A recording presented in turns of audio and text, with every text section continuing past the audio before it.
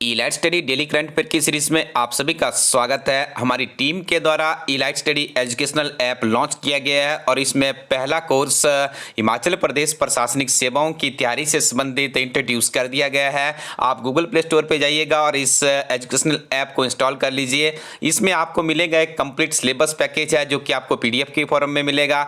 Old question paper भी है पिछले 10 वर्षों के जो कि एमसीक्यू के फॉर्म में इस कोर्स में सम्मिलित किए गए हैं। पिछले 15 महीनों के हिमाचल प्रदेश गिरिराज समाचार पत्र, राष्ट्रीय व अंतर्राष्ट्रीय करंट अफेयर्स आपको यहाँ पे उपलब्ध करवाया गया है। और लास्ट में हमारी टीम आपको बिल्कुल एक शेड्यूल के साथ में मॉक टेस्ट अवेलेबल करवाएगी और उसके बाद आपको जो मुख्य परीक्षा होगी उसके लिए भी हमारी टीम आप लोगों के लिए अध्ययन सामग्री का इसमें कुछ और भी जो प्रीवियस पेपर्स है उसका सेट भी उपलब्ध करवाने का हमारा प्रयास है। तो आप इस एजुकेशनल ऐप को इंस्टॉल कीजिए और पहले इसका डेमो ले लीजिए किस तरह का। यहाँ पे अभी आपको शुरू में इसका जो पेज नंबर 1 है जिसमें ओल्ड क्वेश्चन पेपर्स है वो सम्मिलित कर दिया गया है। एक बार जरूर ट्राई कीजिएगा और अपने फीडबैक हमें दीजिए। बहुत ही गजब का कोर्स है और बिल्कुल मिनिमम कॉस्ट पे आप इसे परचेज कर सकते हैं 6 महीने की वैलिडिटी के साथ। पहला प्रश्न है, अंतर्राष्ट्रीय हॉकी महासंघ का अध्यक्ष दूसरे कार्यकाल के लिए किसे चुना गया है? देखिए इनका नाम है डॉक्टर नरेंद्र ध्रुव बत्रा। ऑप्शन डी इस प्रश्न का बिल्कुल सही उत्तर है। विदेश मंत्री एस जयशंकर मई 2021 में किस देश में 5 दिनों में विदेशी दौरे पर गए हैं? याद रखिएगा बहुत दिग्गज ये नेता है, हमारे देश के पहले ब्यूरोक्रेट रहे हुए हैं, काफ़ी बड़े बड़े पदों पर उन्होंने काम किया और वर्तमान में हमारे विदेश मंत्री है। तो देखिए इन्होंने दौरे पे निकले हैं ये अमेरिका के 5 दिनों के दौरे पर। और देखिए हमें GS 1 to 3 के पेपर में जब अंतर्राष्ट्रीय रिलेशंस को लिखना होता है तो आप देखिए अमेरिका के साथ में जब संवेदनाओं को रिप्रेजेंट करेंगे तो इस तरह के फैक्ट भी आपको वहां पे इंक्लूड करने हैं। कोविड-19 एंटीबॉडी डिटेक्ट किट यानी डीप कोविन किसके द्वारा विकसित की गई है? तो ये काम किया है DRDO के द्वारा। DRDO काफी बेहतरीन काम कर रहा है विभिन्न तरह के कोविड-19 पैंडेमिक के ऊपर। यदि हम देखें विभिन्न तरह की रिसर्च इनके द्वारा की गई है अभी तक के तथ्यों का यदि विश्लेषण करें। DRDO के अध्यक्ष है डॉक्टर GC सतीश रेड्डी है और इसका मुख्यालय न्यू दिल्ली में है। इसकी स्थापना 1958 में की गई थी, इसे भी आपको याद रखना है। हिट कोविड ऐप किस राज्य सरकार द्वारा लॉन्च किया गया है? तो याद रखिएगा जो हिट कोविड ऐप है इसे लॉन्च किया गया है बिहार में। बिहार में भारतीय जनता पार्टी और JTU की गठबंधन की सरकार है। नीतीश कुमार वहाँ के मुख्यमंत्री है और पटना बिहार की राजधानी है। ये फैक्ट भी आपको याद रखने हैं। किस बैंक द्वारा डिजिटल ऋण प्रसंस्करण प्रणाली को शुरू किया गया है? तो इस बैंक का नाम है IDBI। याद रखिएगा जो बैंकिंग सेक्टर के अभ्यर्थी हैं उनके लिए प्रश्न बहुत ही इंपॉर्टेंट है। IDBI बैंक के द्वारा इंट्रोड्यूस किया गया है digital loan processing system. Internet explore बहुचर्चित एप्लीकेशन ऐप को किसके द्वारा निरस्त करने का निर्णय लिया गया है? देखिए काफ़ी फेमस था, एक इंटरनेट एक्सप्लोरर था, ब्राउज़र था जिसके ऊपर हम काफ़ी लंबे समय तक हमने भी अपना जीवन यापन इस ब्राउज़र के माध्यम से किया। उसके बाद तो गूगल क्रोम एक्सेट्रा काफ़ी पॉपुलर हो गया।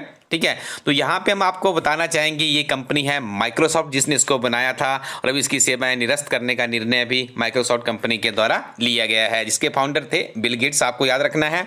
कमेंट सेक्शन में बताइएगा वर्तमान में इसके CEO कौन है क्योंकि उनका संबंध हमारे भारत से है।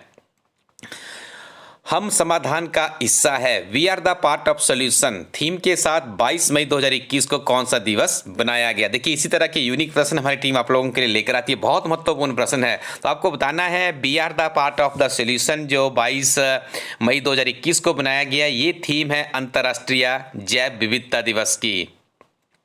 राष्ट्रमंडल दिवस कब मनाया जाता है? तो याद रखिएगा 25 मई को मनाया जाता है राष्ट्रमंडल दिवस।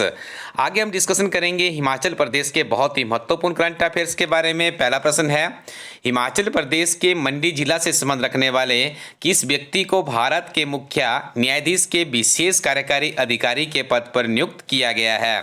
तो इनका नाम है चिराग भानु सिंह। इनके बारे में याद रखिएगा ये जिला एवं सत्र न्यायाधीश है कंवर चिराग भानु सिंह। तो इन्हें बनाया गया है जो हमारे मुख्य न्यायाधीश है उनका OSD यदि आप अंग्रेजी में बात करें। OSD का मतलब होता है आपका ऑफिसर ऑन स्पेशल ड्यूटी, लेकिन इसमें देखिए जुडिशरी में चलता है। स्पेशल एग्जीक्यूटिव ऑफिसर का पद इन्हें दिया गया है। इनके बारे में आपको फैक्ट याद रखना है। 18 दिसंबर 1970 को मंडी में जन्मे कंवर सिंह भानु ने स्नातक की डिग्री मंडी पोस्ट ग्रेजुएट कॉलेज से हासिल करने के बाद वर्ष 1994 में प्रदेश विश्वविद्यालय से कानून की डिग्री भी हासिल की थी। हाल ही में इमली गांव सुर्खियों में रहा। यह किस जिला में अवस्थित है? हिमरी। देखिए यहाँ पे थोड़ा सा गलत हो गया, इसका नाम हिमली नहीं, हिमरी नहीं, यहाँ से आप इसको उठा लीजिएगा, हिमरी कीजिएगा। ये गांव सुर्खियों में है। आपको बताना है ये गांव कहाँ पर है, तो कुल्लू में ये अवस्थित है। क्यों ये सुर्खियों में, आपको बता देते हैं।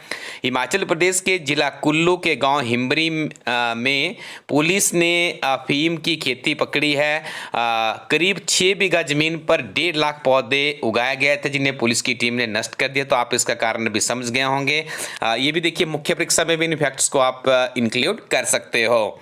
मणिकर्ण घाटी हिमाचल प्रदेश के किस जिला में अवस्थित है? The right answer is there Kullu में अवस्थित है। कमेंट सेक्शन में आपने बताना है कि इसके समीप कौन सी रिवर है, क्योंकि यहाँ पे आपको पता है मणिकर्ण में गर्म पानी का एक चश्मा भी है जो कि काफी विख्यात है।